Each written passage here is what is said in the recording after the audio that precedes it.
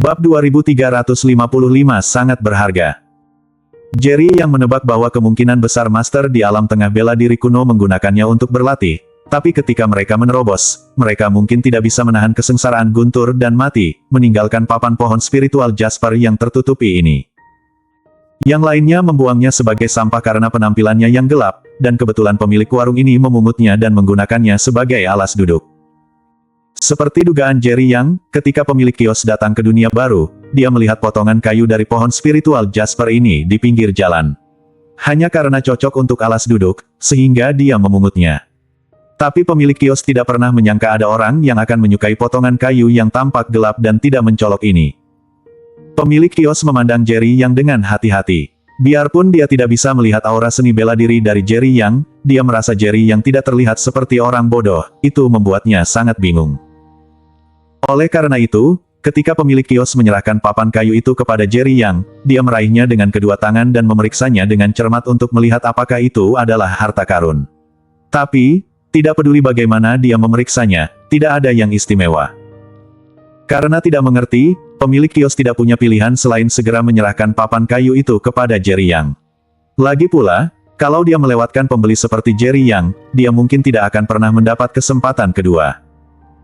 Untuk mencegah Jerry Yang menarik kembali kata-katanya, pemilik kios menyerahkan papan kayu itu ke tangan Jerry Yang dan segera berkata, "Anak muda, aku tidak akan mengizinkan pembeli mengembalikan barang-barang di tangan aku setelah menjualnya. Kalau kamu menarik kembali kata-katamu, aku tidak akan pernah mengembalikan batu spiritual kamu."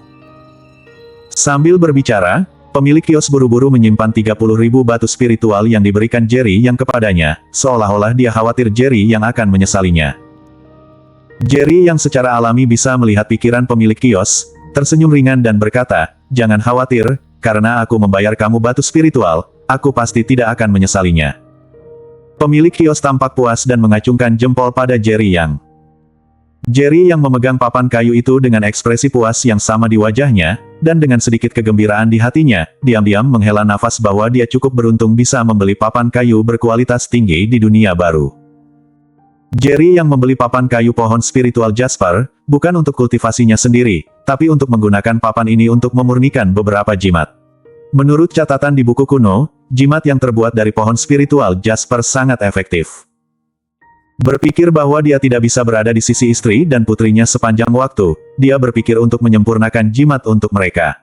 Dia tidak pernah menemukan bahan yang cocok, tapi dia kebetulan menemukannya hari ini. Jadi tidak peduli berapa banyak batu spiritual, Jerry Yang bertekad untuk membelinya. Bahkan kalau pemilik kios memiliki hati yang lebih gelap sekarang dan meminta lebih banyak batu spiritual, Jerry Yang tetap setuju. Kalau itu melebihi apa yang bisa dibayar oleh Jerry Yang, maka Jerry Yang tidak akan keberatan menggunakan trik kecil untuk mengambilnya secara langsung. Untungnya pemilik warung ini cukup berakal dan akan berhenti berulah setelah mendapat keuntungan tinggi. Orang ini tidak terlihat bodoh. Kenapa dia ingin membeli papan kayu jelek yang tidak diinginkan siapapun? Aku benar-benar tidak memahami dunia orang kaya. Pemilik warung ini sangat beruntung bisa bertemu dengan pemuda aneh seperti itu. Semua orang di sekitarnya tidak bisa menahan diri untuk tidak menghela nafas. Pemilik kios kecil lainnya sedang mengobrol di sebelah Jerry Yang dan berbisik, "Anak muda, izinkan aku mengatakan yang sebenarnya, kamu ditipu oleh orang itu. Papan kayu jelek ini ada di mana-mana, dan tidak ada nilainya sama sekali. Barang di tanganku semua adalah harta asli yang dibawa dari alam tengah bela diri kuno, yang akan sangat membantu kalian para seniman bela diri di dunia baru." Jerry Yang merasa tidak berdaya untuk beberapa saat dan berkata sambil tersenyum, "Ini bukan papan kayu biasa, tapi harta karun yang nyata. Nilai gabungan dari benda-benda spiritual di seluruh pameran ini tidak seberharga papan kayu kecil di tangan aku ini." Bersambung. Bab 2356 aku harus dapatkan. Setelah mendengar perkataan Jerry Yang, orang-orang yang semula mengira Jerry Yang tidak bodoh kini mengira Jerry Yang pasti bodoh. Pemilik kios yang menjual papan pohon Jasper spiritual pada Jerry Yang juga tersenyum lebar. Dia diam-diam mengutuk Jerry Yang sebagai orang bodoh, tapi berkata kepada Jerry Yang, "Anak muda, kamu benar-benar menemukan harta karun. Biarpun ini sepotong kayu jelek, sebenarnya bernilai banyak uang. Kamu bisa membelinya dariku hanya dengan beberapa batu spiritual.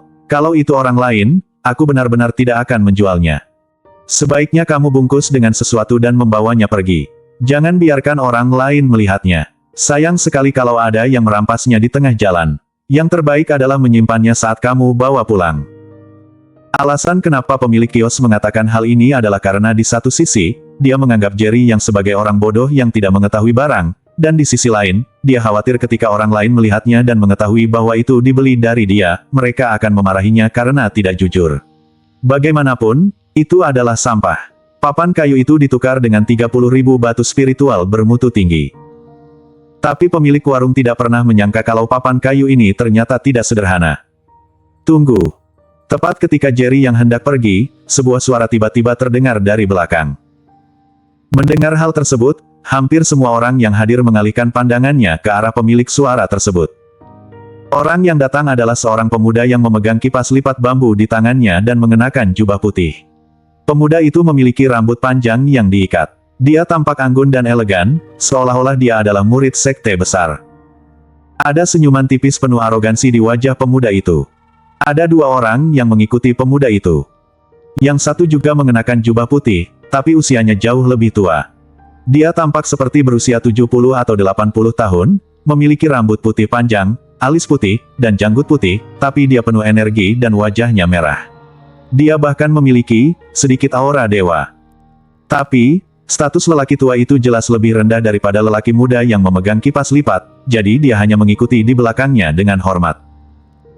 Yang satu lagi bertubuh tinggi dan tebal, memakai celana baggy berwarna coklat, dengan hanya 2 lembar kulit hitam diikat di tubuhnya, seluruh otot tubuhnya terlihat, dan rambut di kepalanya yang sepanjang telapak tangan dikuncir.